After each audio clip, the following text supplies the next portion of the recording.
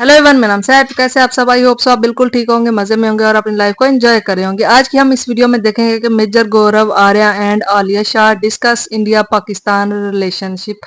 तो रिलेशंस, तो भाई इन दोनों के रिलेशंस तो कभी भी नहीं ठीक हो सकते, कुछ भी हो जाए नहीं ठीक हो सकते। लेकिन देखते हैं मेजर साहब आज क्या बोलते हैं। वीडियो देखकर एंजॉय जरूर कीजिएगा। देखते हैं आज की। देखिए, मुगल करीब 250 पौने 300 साल उन्होंने 1526 में बाबर आया। फर्स्ट बैटल ऑफ पानीपत हुई 1526 में। एंड 1857 1857 में मुगल साम्राज्य निपट गया। भारत का जो रिकॉर्डेड इतिहास है वो 5000 साल का है, लिखित जो पाया गया है, और वैसे उससे बहुत पुराना है। ये जो मोहनजोदाड़ो वगैरह और हड़प्पा वगैरह जो अभी पाकिस्तान में मोहनजोदाड़ो है, सो भारत का इतिहास उससे भी पहले जाता है। ये तो मिला है, नीचे खोदेंगे और भी मिलेगा। मुगल्स अगर एक 24 घंटा देखें, अगर एक 24 घंटे की साइकिल को माने जब से भारत आए, तो मुगल उसमें से 5 मिनट भी नहीं है, पहली चीज।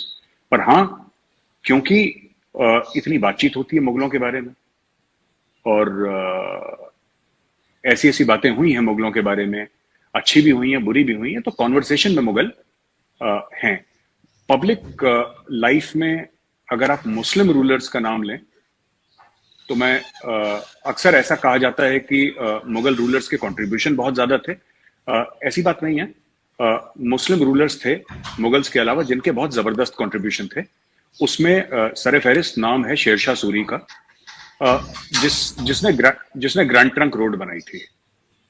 और उस जमाने में 5 साल का राज था शेरशाह सूरी का, और ग्रैंड ट्रंक रोड बनाना कोई छोटी बात नहीं थी। आज की तारीख में 21वीं सदी की टेक्नोलॉजी का इस्तेमाल करते हुए शायद ही कोई मुल्क है वो काम कर पाए जो उस आदमी ने उस समय कर दिया था। पहली चीज ये हमें समझनी पड़ेगी। मेरा सिर्फ ये कहना है कि बात हिंदू या मुसलमान की नहीं है। मुस्लिम रूलर्स में से भी ऐसे कई रूलर्स थे जिन्होंने मुगलों ने अपने लिए काम करा। ताजमहल अपनी बीवी के लिए बनाया, लाल किला अपने लिए बनाया। शेरशाह सूरी ने गरीबों के लिए काम करा। ये बात। पोस्टल सिस्टम किसने शुरू करा? रेवेन्यू सिस्टम किसने रिफॉर्म करा? पहली चीज ये। दूसरी चीज ये है कि अगर हम पूरा भारत का, जैसे कि ओरिया साहब ने बोला कि नागपुर में, मुझे ऐसा लगता है, मैं मान के चलता हूं कि इनका इशारा आरएसएस की तरफ से था। तो आरएसएस का जन्म जो है वो 1927 को हुआ था। और अगर मैं गलत नहीं हूं तो मुस्लिम लीग का जन्म 1906 को हुआ था। तो अगर मैं ये बात कह दूं, शायद मैं गलत ना हूं, अगर मैं ये बात कह दूं कि मुस्लिम लीग के जवाब में आरएसएस का जन्म हुआ। उसके पहले हिंदू महासभा थी ऑलरेडी, ये हमें बात समझनी पड़ेगी। आरएसएस के पहले हिंदू महासभा थी। एक और बात मैं कहना चाहता हूं। आपने ये बोला कि साहब ऐसा क्यों है कि हम लोग पीसफुल नहीं रह सकते। बात यह है कि जो टेम्परेचर है पाकिस्तान और भारत में इतना बढ़ा दिया गया है कि ये शेर की सवारी है, और इस शेर की सवारी से नीचे उतरना लोगों ने कोशिश करी है, और तारीख ने उन लोगों को निपटा दिया है। ऐसा हुआ है। आडवाणी जी गए थे पाकिस्तान, मीनार पाकिस्तान भी गए थे आडवाणी जी, लाहौर गए थे, इस्लामाबाद गए, पता नहीं कहां कहां गए, बहुत पहले की बात है, मुझे तो याद भी नहीं। अटल बिहारी वाजपेयी जी भी आए थे पाकिस्तान, आपकी तरफ से नवाज शरीफ साहब आए थे, और भी लोग आए थे। और बात यह है कि लोगों ने अपनी तरफ से कोशिश करी, पाकिस्तान से भी कोशिश करी, भारत से भी कोशिश करी, ये किसी वजह से नहीं हो पाया। इसमें भारत के भी कंसर्न्स हैं काफी कुछ, and I am sure Pakistan के भी कंसर्न्स होंगे।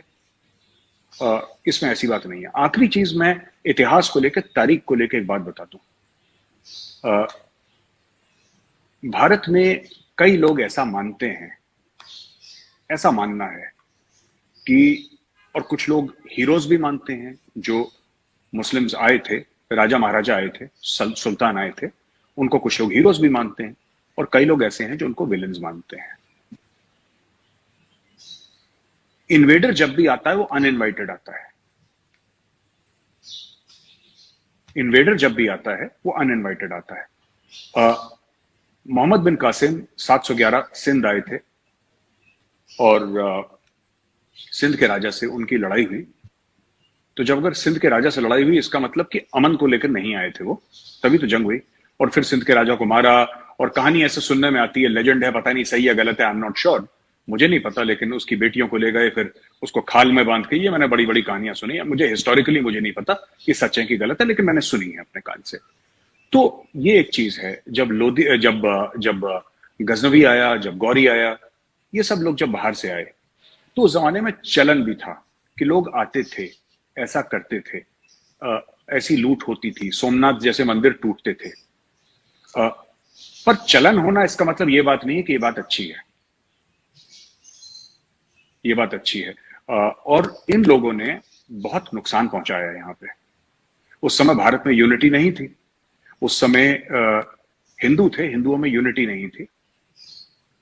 आज जो हम देख रहे हैं, जो बदल रहा है माहौल, उसमें एक बहुत बड़ा कारण जो है वो हिंदू यूनिटी का है, हिंदू एका का है। जो कई हजारों साल से हिंदू एक नहीं थे, पंथ के नाम पे अलग अलग हो गए, जातियों के नाम पे अलग अलग हो गए। ठीक है, ये लड़ेगा, ये नहीं लड़ेगा, ये वेद पढ़ेगा, वेद नहीं पढ़ेगा। 10 चीजें थी जो हमारे धर्म में या हमारे सिस्टम में, अगर मैं धर्म को भी ना कहूं, हमारे सिस्टम में कुरीतियां थी, वो बुरी चीजें थी। तो हमने आपको रिफॉर्म भी करा अपने आप को। हमने बोला ये ठीक चीज नहीं है, इसको निकालो। हमारे ट्रेडिशंस में कुछ गलत चीजें थी, उनको हमने निकाल के बाहर फेंका, और अभी भी निकाल के बाहर फेंक रहे हैं जो चीज गलत है। क्योंकि सेल्फ एक जिसको कहते हैं कि एक पाथ लेना चाहिए जिसमें सेल्फ करेक्शन होना चाहिए, वो हम मानते हैं। और हमें भी गलतियां रही हैं पास में, उसको हम करेक्ट करने की कोशिश कर रहे हैं। लेकिन ऑल सेड एंड डन, मुझे फ्यूचर जो है आलिया जी, अगर मैं बोलूं कि मुझे ब्राइट लग रहा है, तो ये मेरी बात झूठ होगी। मैं फिर झूठ बोलूंगा अगर मैं ये कहता हूँ फ्यूचर ब्राइट है, क्योंकि मुझे लगता नहीं है कि फ्यूचर ब्राइट है। मैं इंडिया पाकिस्तान रिलेशंस की बात कर रहा हूँ। ये मामला ऐसे ही चलता रहेगा, और इससे बीजेपी का कोई लेना देना नहीं है, जैसे काफी लोग समझते हैं पाकिस्तान में कि जब से मोदी जी आए तब से। जब पाकिस्तान के 2 हिस्से करे थे, उस समय कांग्रेस की सरकार थी, इंदिरा गांधी थी कांग्रेस की। और जो पाकिस्तान से लड़ाइयां हुई है ना, बीजेपी के टाइम पर सिर्फ एक ही हुई है, क्योंकि बीजेपी पावर ही बहुत कम में रही है। हम बात कर रहे हैं 1999 कारगिल की, वरना लाल बहादुर शास्त्री 1965 में थे, जवाहरलाल नेहरू 47-48 में थे, इंदिरा गांधी 1971 में थी। तो ये इतिहास है हमारा।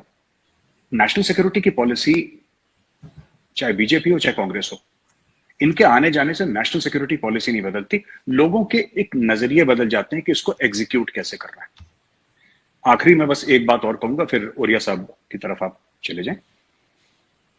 हम जो कश्मीर की बात करते हैं, हम जो कहते हैं कि एक बड़ा मुद्दा है, और कई लोग कहते हैं कि सबसे बड़ा मुद्दा है भारत और पाकिस्तान के बीच में। 1994 में कांग्रेस की सरकार थी पावर में, जब इंडियन पार्लियामेंट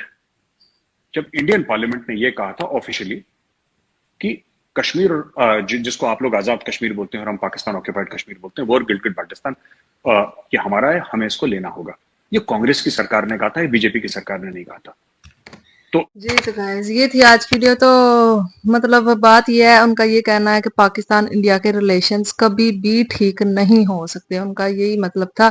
क्योंकि आप उन्होंने हिस्ट्री से लेकर यहाँ तक जो बातें हैं ना, वो सारी की सारी बता दी हैं कि पाकिस्तान और इंडिया का ताल्लुक जो है वो कभी भी सही नहीं रहा। मतलब दोनों जानिब से कोशिशें होती रही। जैसे पीएम नरेंद्र मोदी जी यहाँ पे आए थे, उन्होंने तो यही चाहा कि हमारे इनके साथ रिलेशन अच्छे हो जाएं, लेकिन उनके जाने के बाद ही वो अटैक कर दिया पाकिस्तान ने, जिसकी वजह से फिर ताल्लुकात की तो बात ही आप छोड़ दें ना। इसके बाद इन्होंने मुंबई अटैक, पता नहीं क्या क्या किया, जिसकी वजह से इनके हालात कभी भी दुरुस्त नहीं। और अब ये हो गया, आपको पता है, पहलगाम।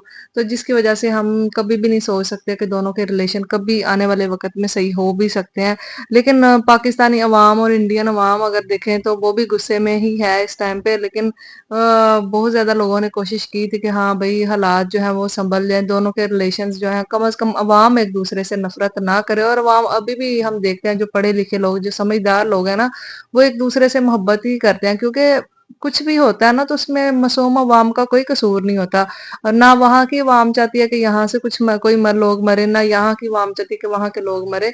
कोई भी इंसानियत का खात्मा नहीं करना चाहता। लेकिन जो बड़े लोग हैं वो खुद ही फैसला करके फिर नाम तो पूरे कंट्री का आ जाता है कि वो वहां के लोग ही ऐसे हैं। हालांकि लोगों का इसमें कोई रोल नहीं होता, लेकिन फिर लोगों का नाम आता है कि लोग ये वो। तो इस तरह से अब मुझे मतलब अच्छा नहीं लगता कि हमारे जो है वो क्यों, मतलब पाकिस्तान इतना बदनाम है पूरे कंट्री में, जिसकी वजह से हमें बुरा बहुत ज्यादा समझा जाता है। हमें बाहर ट्रैवल करने में भी दिक्कत होती है। वो हमसे पूछते हैं कि लेने क्या आए हो, जाना कब है तुमने।